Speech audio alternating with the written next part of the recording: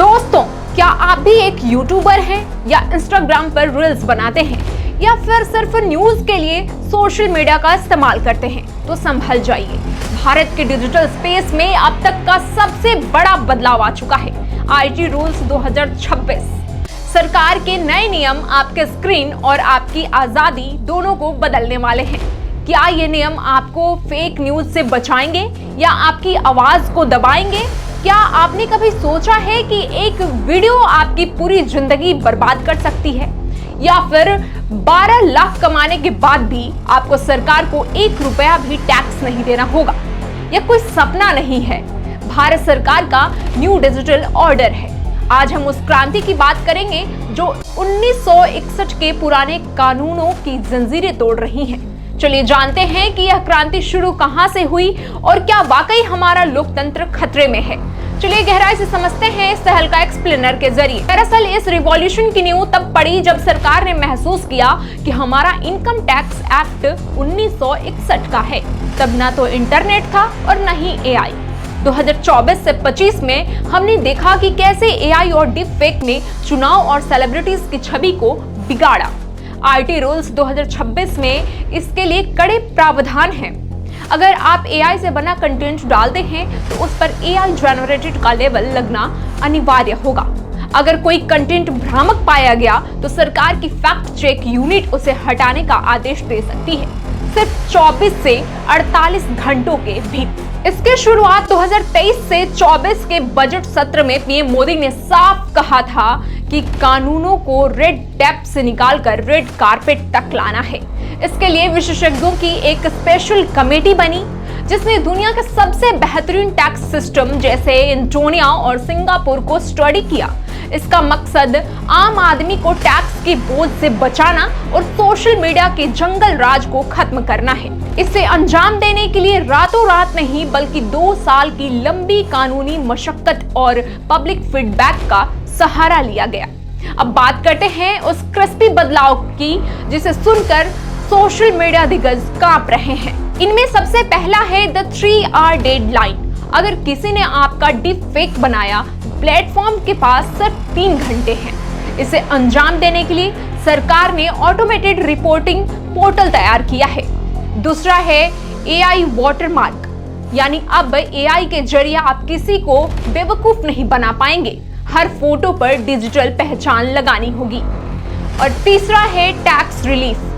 Tax relief में क्या है? 12 लाख की लिमिट का मतलब है देश के 80% नौकरी पेशा लोग अब टैक्स फ्री रहेंगे।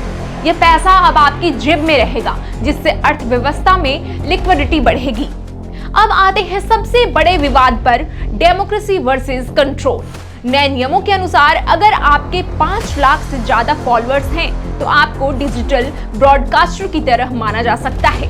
इसका मतलब है आपको भी न्यूज चैनलों की तरह कुछ नियमों का पालन करना होगा।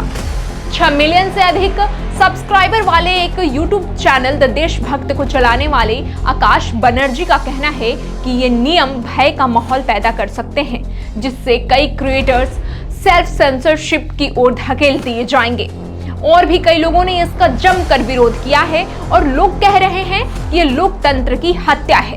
क्रिएटर्स का तर्क है खतरा। आलोचकों का कहना है कि सरकार इन नियमों के जरिए सेंसरशिप कर सकती है। अगर सरकार किसी कंटेंट को फेक कह दे तो उसे 3 घंटे में हटाना ही होगा। क्या यह बोलने की आजादी, फ्रीडम ऑफ स्पीच का गला घोंटने जैसा है? वहीं दूसरी ओर सरकार का तर्क है सुरक्षा, यानी सरकार का कहना है कि बिना नियमों के लोकतंत्र भीड़ तंत्र बन जाएगा। फर्जी खबरें चुनाव बदल सकती हैं और दंगे भड़का सकती हैं। हमने पहले भी इस तरह के कई उदाहरण देखे हैं। सबसे बड़ी खबर उन लोगों के लिए है जिनके फॉलोअर्स 5 लाख से ज्यादा हैं। अब आप सिर्फ कंटेंट क्रिएटर्स नहीं रहे। नए नियमों के मुताबिक बड़े इन्फ्लुएंसर्स को डिजिटल ब्रॉडकास्टर की कैटेगरी में डाला जा सकता है। इसका मतलब आपको भी वही नियम मानने होंगे जो टीवी चैनल्स मानते हैं। कंटेंट की शिकायत के लिए एक ग्रीवेंस ऑफर रखना होगा और कोड ऑफ एथिक्स का पालन करना होगा, जो जर्नलिज्म में बहुत ही महत्वपूर्ण है। हालांकि ये र्यूमर से बचें और जाने कि सच क्या है। लोकतंत्र को खतरा कानून से नहीं बल्कि कानून के गलत इस्तेमाल से होता है। अगर इन नियमों का उपयोग केवल अपराधियों और डीप फेक के खिलाफ होता है तो यह लोकतंत्र को मजबूत करेगा। लेकिन सिक्के का दूसरा पहलू भी है। प्राइवेसी एक्सपर्ट्स डरे हुए हैं। उनका कहना है क्योंकि सरकार फर्स्ट ऑरिजिनेटर की पहचान मांग सकती है, यानी व्हाट्सएप पर वो मैसेज सबसे पहले किसने भेजा इसकी जानकारी मांगी जा सकती है। इससे एंड टू एंड एन्क्रिप्शन खतरे में पड़ सकता है। विपक्ष और एक्टिविस्ट का कहना है कि यह डिजिटल सेंसरशिप की तरफ एक बढ़ता कदम है। आम यूजर के लिए इंटरनेट अब पहले जैसा खुला नहीं रह जाएगा। कंटेंट क्रिएटर अब विवादित मुद्दों पर बोलने से पहले कानूनी पचड़ों के बारे में सोचेंगे। वहीं दूसरी ओर ऑनलाइन फ्रॉड और गंदे कंटेंट पर लगाम लगने की भी उम्मीद है। तो क्या भारत को इन कड़े नियमों की जरूरत थी या ये डिजिटल दुनिया में सरकार का ज्यादा हस्तक्षेप है? आपको क्या लगता है? कमेंट्स में अपनी राय जरूर दें। और अगर आप एक क्रिएटर हैं तो इस वीडियो को अपने दोस्तों के साथ शेयर करें ताकि वो भी अपडेटेड रहें। सब्सक्राइब करना ना भूलें। और नया भारत नए नियम सरकार ने अपनी चाल चल दी है। अब बारी हमारी और आपकी है कि हम जागरूक रहें। कानून आपको सुरक्षा दे रहा है और जेब में पैसे भी छोड़ रहा है। बस शर्त यह है कि डिजिटल नागरिक बनकर इसकी निगरानी भी आप ही को करनी होगी।